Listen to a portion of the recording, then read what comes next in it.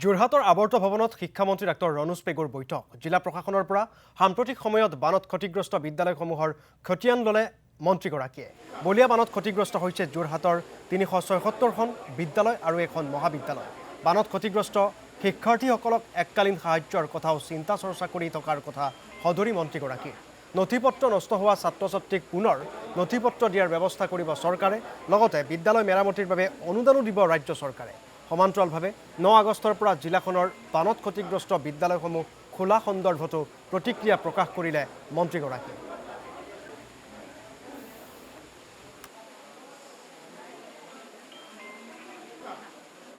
প্ৰলয়ংকৰী বানপানী হ'ল আৰু বিশেষকৈ শিৱসাগৰ চৰাইদেউ যোৰহাট আৰু গোলাঘাট ডিষ্ট্ৰিক্ট এইখন 4খন জিলাক ব্যাপকভাৱে ক্ষতিগ্ৰস্ত কৰিছে ইতিমধ্যে মই শিৱসাগৰ আৰু চৰাইদেউ দুয়োখন জিলাত গৈ শিক্ষা বিভাগৰ লগত ইয়াৰ এটা পুংখানুপুংখ আলোচনা কৰি ক্ষয় ক্ষতিৰ বুজ লোৱা আৰু কি প্ৰয়োজনীয় আমি পদক্ষেপ ল'ব লাগিব সেই সম্পৰ্কে আলোচনা কৰাৰ পাছত যি যোৰহাট ডিষ্ট্ৰিক্টতো মাননীয় বিধায়ক শ্ৰী হিতেন গোস্বামী ডাঙৰীয়া আমাৰ ধীৰাজ গোৱালা ডাঙৰীয়া আমাৰ লোকেশ্বৰ কুৰ্মী ডাঙৰীয়া প্ৰমুখ্যে কৰি মই বিধায়কসকলৰ উপস্থিতিত শিক্ষা বিভাগৰ লগত জিলা প্ৰশাসনৰ লগত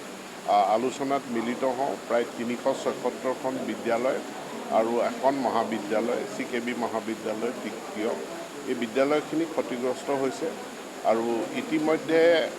বিদ্যালয়খিনি পুনৰ কেনেকৈ আমি পাঠদানৰ উপযোগী কৰি তুলিব পাৰিম তাৰ ব্যৱস্থা আমি গ্ৰহণ কৰিছোঁ প্ৰথম পৰ্যায়ত আমি পাঠ্যপুথিখিনি যোগান ধৰিছোঁ